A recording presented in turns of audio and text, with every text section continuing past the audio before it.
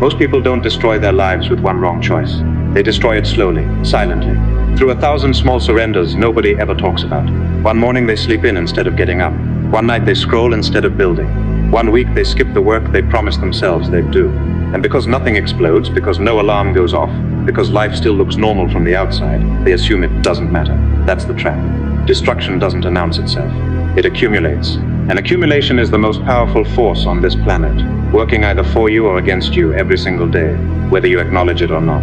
Most people spend their entire lives unknowingly feeding the wrong side of that equation, not through dramatic failure, through quiet neglect, through the slow erosion of standards they once held, promises they once meant, habits they once started, and slowly abandoned when the results weren't fast enough to justify the effort.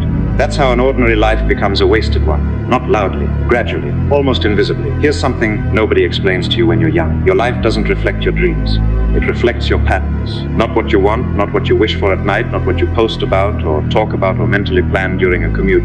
Your patterns, the things you do when you're tired, the things you do when nobody's watching, the things you automatically return to when life gets heavy or uncomfortable or boring. Those patterns, that's your actual identity. Everything else is just noise you tell yourself. And patterns compound. That word, compound, people don't respect it enough.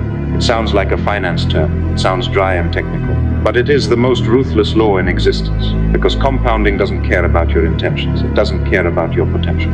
It doesn't care how talented you are or how good your reasons are for falling behind. It only multiplies what you actually repeat. Feed it discipline, it returns strength you didn't think was possible. Feed it laziness, it returns a life you barely recognize. Feed it distraction every single day, and one day you sit down and realize you haven't built anything real in years, and you genuinely cannot identify when that started happening. That's the moment it hits you. The decay was always happening, quietly, consistently, one bad habit compounding on top of another bad habit until the weight of it becomes impossible to ignore. People fantasize about transformation. They want the moment, the turning point, the dramatic scene where everything shifts and a new version of themselves suddenly emerges. Movies sell this idea. Social media sells this idea. Motivational content sells this idea constantly. The breakthrough, the awakening, the single decision that changed everything. And people wait for that moment. They wait for the feeling that signals it's time to change. They wait for the motivation to arrive before they begin. But real change doesn't look like that, not even close. Real change looks almost embarrassing at first. It looks like someone reading when they'd rather watch something. It looks like someone going to train on a Tuesday evening with low energy and absolutely no audience.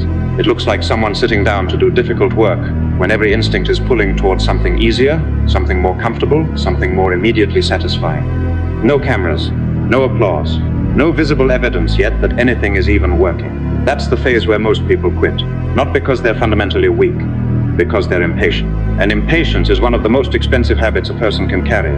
Think about what impatience actually costs you in real terms. You build something for 3 weeks, then stop because you cannot see results yet.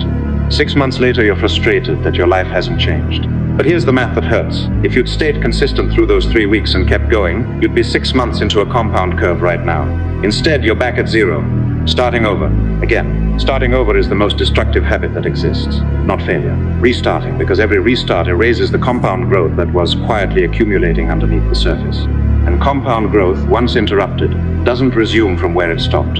It starts again from nothing. There is a version of your future that is significantly more capable than you are right now. Calmer under pressure, more focused on what matters, more confident in your own ability to follow through. That version of you isn't waiting for a miracle or a perfect opportunity or the right set of circumstances. That version of you was built decision by decision, morning by morning, hour by hour, through a long series of small, unglamorous choices that nobody celebrated at the time. The gap between who you are and who you're capable of becoming isn't talent. It's not luck. It's not the family you came from or the resources you have access to. It's accumulated choices, the sum of every tiny decision you made or didn't make across every ordinary day that felt too insignificant to take seriously. That should create urgency in you. Not despair, not guilt, urgency. The kind that comes from genuinely understanding what's at stake.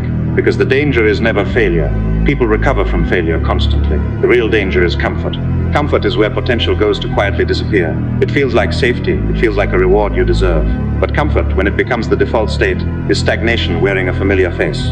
When you are completely comfortable, you are not growing. When you are not growing, you are softening.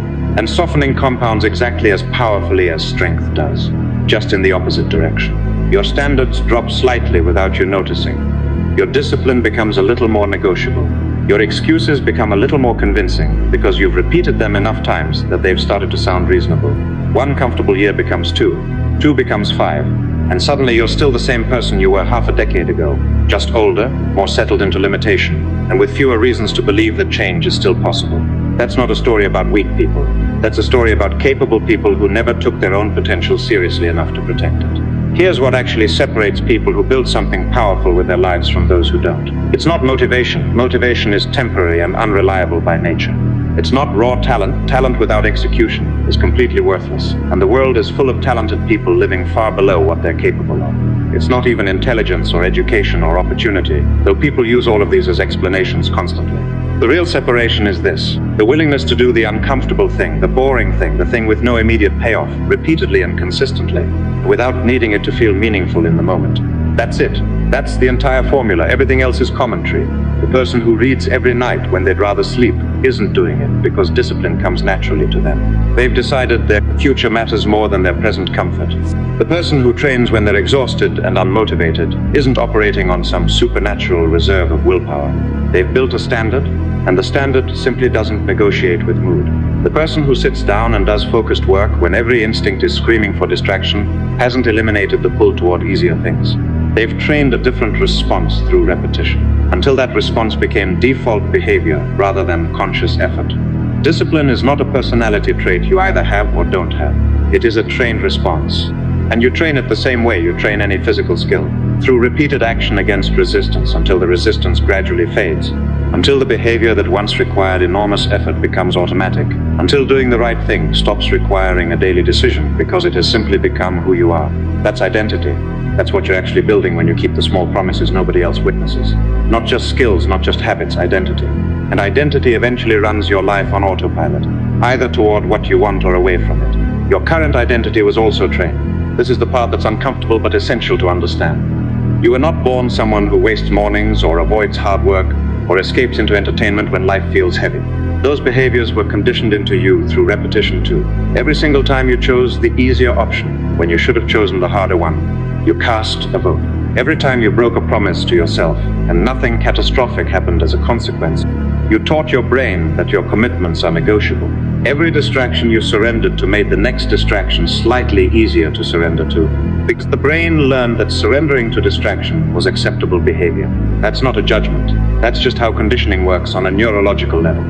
And the exact same mechanism that created that conditioning can reverse it. But reversal requires the same thing that caused the damage. Repetition, uncomfortable repetition, patient repetition, repetition that feels pointless long before it ever feels powerful. There is no shortcut through that process. No supplement, no system, no strategy eliminates the need for consistent, repeated effort over time. Anyone selling you a version of transformation that doesn't require that is selling you a comfortable lie. Think carefully about what neglect actually produces over time. Not dramatic neglect, small neglect. The kind that feels harmless in the moment because no single instance seems consequential. One workout skipped becomes a weak week. One weak week becomes an inconsistent month. One inconsistent month becomes a year of barely trying. One skipped responsibility becomes a negotiated standard. One negotiated standard becomes a compromised identity. And a compromised identity, one built from repeated avoidance and accumulated excuse, becomes a compromised life. Neglected health doesn't stay neglected health. It becomes illness and limitation and energy you never get back. Neglected focus doesn't stay neglected focus. It becomes an attention span too fragile to sustain anything meaningful. Neglected discipline doesn't stay neglected discipline. It becomes chaos that feels normal, and normal chaos eventually feels like personality. Everything compounds. The good and the bad, without distinction, without favoritism, without mercy. This is why your daily behavior matters more than your stated goals. Everyone has goals. This is not a differentiator. Distracted people have goals. Lazy people have goals. People who haven't changed in a decade have goals. Goals create a direction to point toward, but behavior, repeated, honest, daily behavior, that's what actually determines where you arrive. Your behavior is telling the truth about you constantly. What does your routine say? Not what you intend for your routine to be. What does it actually look like on a normal Thursday, with no external pressure? What do you do with your evenings when nothing is forcing you to be productive? What do your mornings look like when no one is watching, and there's no deadline creating urgency? That version of your life, the ordinary one nobody sees, that's the version that determines your future. Small progress is the thing most people disrespect most, and it is the thing that matters most. Not because each small improvement changes your life in isolation, because each small improvement changes your trajectory.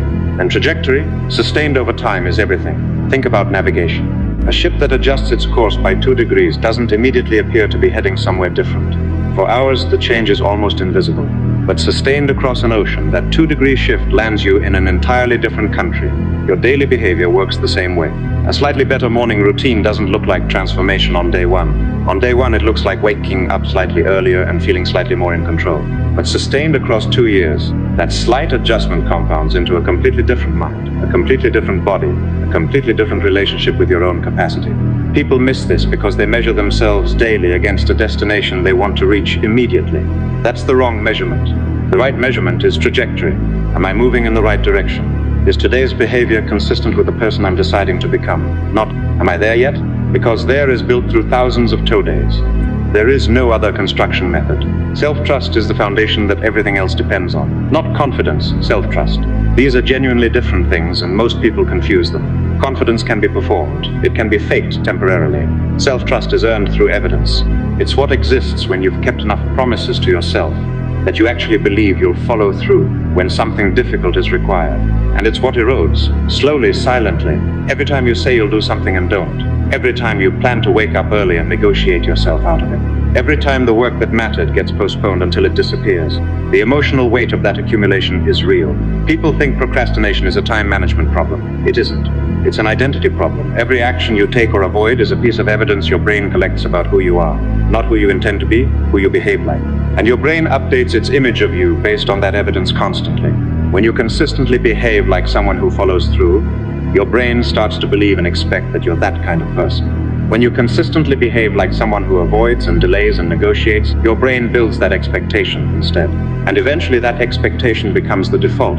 You stop even seriously considering the harder option, because your brain already knows from extensive evidence that you won't choose it. This is why the smallest actions carry more significance than they appear to. Reading one more page is not just reading one more page. It's evidence. Keeping one small commitment is not just one small commitment kept. It's a vote cast for a particular identity. Finishing the work when you wanted to stop is not just finishing the work. It's your brain watching you behave like someone capable of finishing difficult things and updating its expectations accordingly. Votes accumulate. Evidence accumulates. Identity is rebuilt from the inside out through the slow accumulation of both. There's a particularly destructive pattern that most people fall into without recognizing it. They operate entirely based on emotional state. When they feel motivated, they work hard. When they feel tired, they stop. When they feel discouraged, they quit and reassess. When they feel inspired again, they restart. This cycle feels like normal human behavior, but it's actually one of the most damaging patterns a person can build, because it creates a life that's constantly restarting. Emotionally driven people never build real momentum. And momentum is not a bonus. Momentum is the mechanism through which hard things become manageable, through which manageable things become automatic, through which automatic behaviors compound into transformation. A person who works hard only when they feel like it is perpetually at the beginning of their progress, because the beginning is always the hardest part. The beginning is where resistance is highest, where results are least visible, where the gap between effort and reward feels most unfair. Most people live permanently in the beginning, not because they lack capability, because they keep restarting before the compound curve can build enough momentum to carry them. The alternative is not superhuman willpower. It's a decision about standards, deciding that your behavior is not negotiated with your current emotional state, deciding that the commitment exists independently of how you feel about honoring it today. That sounds rigid, but what it actually produces is freedom. Freedom from the instability of living inside your moods. Freedom from perpetually restarting. Freedom from the accumulated weight of knowing you can't fully trust yourself when things get hard. Here's what actually happens inside a person who maintains consistency long enough. The behavior that once required enormous conscious effort gradually stops requiring much effort at all. This is not metaphor. This is how the brain physically rewires in response to repeated behavior. The neural pathways associated with disciplined behavior become stronger, faster, more automatic. The resistance that once felt loud becomes quieter. The focused morning that once felt like a battle starts feeling normal. The training session you once dreaded becomes the part of your day you protect most fiercely.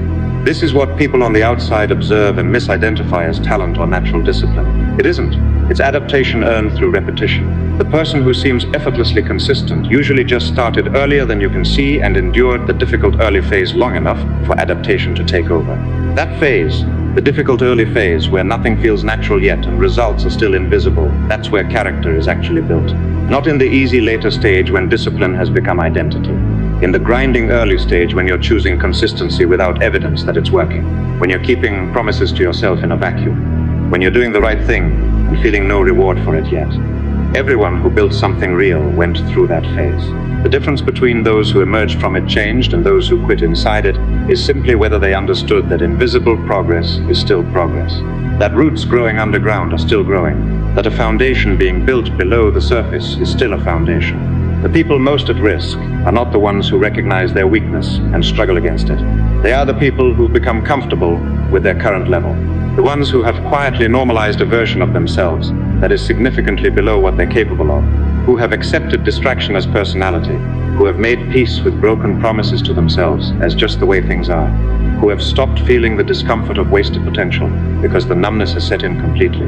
That numbness is the most dangerous place a person can be, because it feels like contentment, it looks like peace from the outside, but inside it is the absence of growth wearing the mask of acceptance. The discomfort you feel when you recognize wasted time, that discomfort is not a problem, that discomfort is information. It's the part of you that hasn't given up, telling you something important about what you're capable of. Don't escape that feeling. Don't numb it with distraction, or rationalize it away with excuses about why your situation is different. Sit with it long enough to understand what it's telling you, then use it. Strong people and people who remain perpetually stuck have different relationships with discomfort. Stuck people treat discomfort as a signal to stop, evidence that something is wrong, that the effort is too much, that they should find an easier path. Strong people treat discomfort as information about where growth is available. The places that feel most uncomfortable are exactly the places where adaptation is most possible. Avoiding them means avoiding growth. Entering them repeatedly means building the specific strength those situations require. The hard thing gets easier when you do it enough times. That's not motivation, that's biology. Your environment is training you constantly, whether you've chosen that curriculum or not. The spaces you occupy, the content you consume, the people you spend time around, all of it is shaping your standards, your expectations, and your sense of what's normal. This is not a small variable, this is architecture. If you surround yourself with people who normalize distraction, distraction will begin to feel normal to you too. If you surround yourself with people who normalize weak standards, those standards will gradually start to feel acceptable. If the content you consume is primarily designed to entertain and stimulate, rather than build your mind will gradually adapt to expect stimulation and resist depth. None of this happens dramatically. It happens the same way everything else happens, through slow, consistent, compounding exposure. The environment you're inside right now is writing you, whether you're paying attention to it or not. Strong people understand this and treat their environment as something they design deliberately rather than something they simply inherit. They protect their attention from chronic low-quality inputs. They choose proximity to people who hold standards they respect. They build physical spaces that make focused behavior easier and distracted behavior slightly harder. They're not paranoid about it, they're intentional about it, because they understand that the path of least resistance in any environment becomes the default behavior, and they've decided which defaults they want to build. Your attention is the most valuable resource you own. The world is full of systems built specifically to capture it and direct it somewhere profitable. For them, not for you.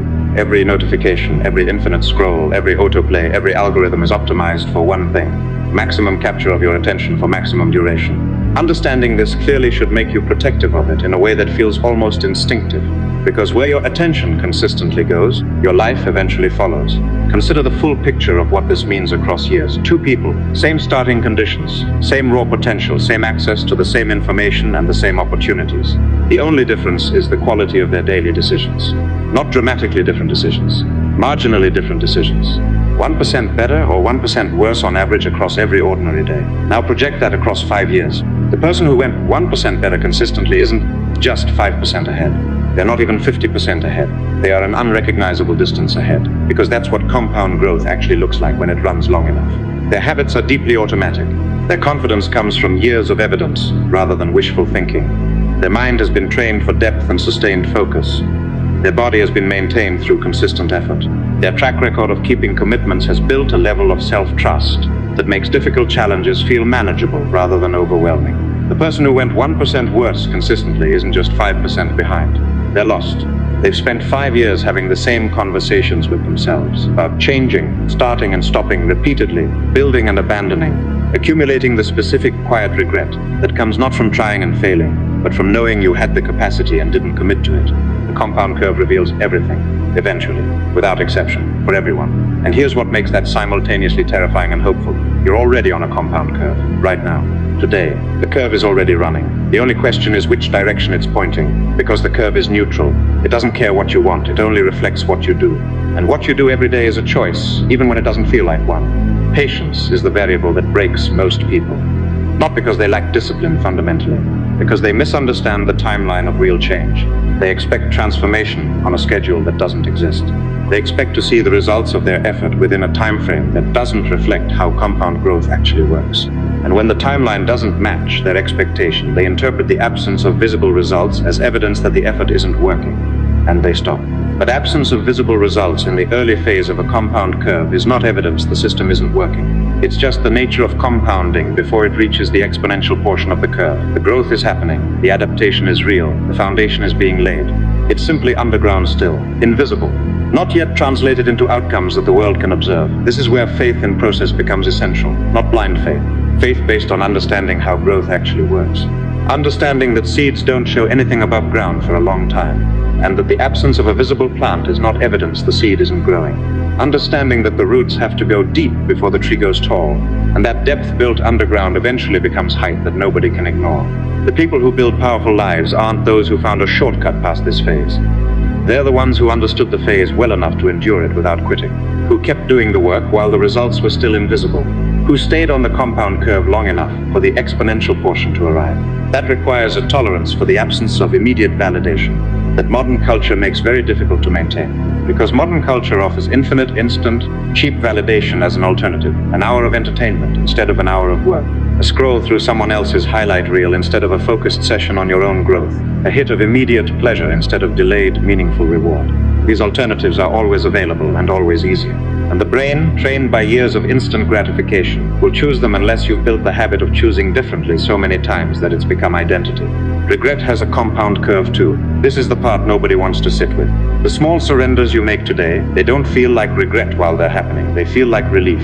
A break you deserved, a reasonable exception, a flexible standard applied to a difficult circumstance.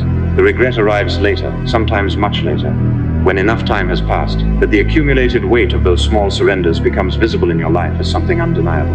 Not dramatic, just present.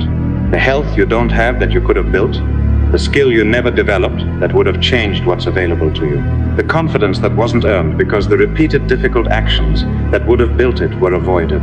The life that didn't get built because every day had a perfectly reasonable excuse for why today wasn't the right day to start seriously. Regret compounds silently. It accumulates in the same invisible way that progress does, through repetition, through pattern, through accumulated behavior that eventually becomes too large to ignore. The difference is that disciplined accumulation arrives as strength. Neglectful accumulation arrives as limitation and loss. Both take years to become fully visible, both compound. Only one is reversible, and it is reversible. That's the part that matters. Whatever has been accumulated through neglect, however many years of drift have built up, the compound curve can be redirected. Not instantly, not dramatically, through the same mechanism that built the problem. Repetition, in the other direction, starting with one decision, one small decision, made well today. A disciplined person is not someone who never struggles with the pull toward easier things. That's not what discipline looks like from the inside. A disciplined person is someone who has trained themselves through repetition long enough that they've built automatic responses to the moments that matter. They still feel the pull toward comfort. They still have days where the work feels heavy and the motivation feels absent. The difference is that they've built identity strong enough that they execute anyway, not from some heroic reserve of willpower, but because the execution has become who they are. You are not waiting for that version of yourself to arrive. You are building it. Every decision you make today either reinforces or undermines that construction project. There is no neutral decision. There is no day off from being the person you're becoming. And that might sound exhausting. But what's actually exhausting is the alternative, the constant restart, the perpetual beginning, the slow accumulation of self-disappointment that comes from watching years pass without building the life you know you're capable of building. The discipline path feels hard at the start. The drift path feels comfortable at the start. But lived across years, these reverse completely. Discipline built over years creates a life of expanding capability, growing confidence, and earned peace. Drift indulged over years creates a life of contracting options, eroding self-trust, and the specific quiet suffering of unrealized potential. Choose which difficulty you'd rather carry, because you will carry one of them. Stop waiting for the conditions to be right. Stop waiting for motivation to arrive before you begin. Stop waiting for the version of yourself who has it all figured out to show up and take over. That version is built from the decisions you make now, including the decision you make in the next hour about whether to honor your standards or negotiate with them. Your life is not something that happens to you while you wait. It is something you construct daily through the cumulative weight of ordinary decisions. The construction is happening whether you're actively directing it or not. The compound curve is running whether you've acknowledged it or not. The question has never been whether you're capable of building something different. The question is whether you'll respect the process long enough for the compound curve to show you what consistent discipline actually produces. Read one more page. Train one more day. Focus for one more hour. Keep one more promise to yourself when breaking it would be easier. Wake up when you said you would. Do the work when you said you would.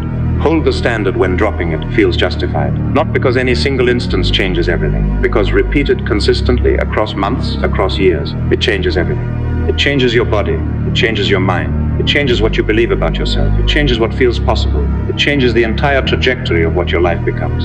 Small, consistent, patient, relentless. That is how powerful lives are actually built. Not through talent, not through luck, not through one dramatic moment of transformation. Through the quiet, unglamorous, unwitnessed accumulation of better decisions than yesterday, repeated until they become identity, until identity becomes destiny. That's the rule, not flashy. Not complicated, not dependent on conditions being perfect or motivation arriving on schedule. 1%, every day, in the right direction. That is enough. That has always been enough.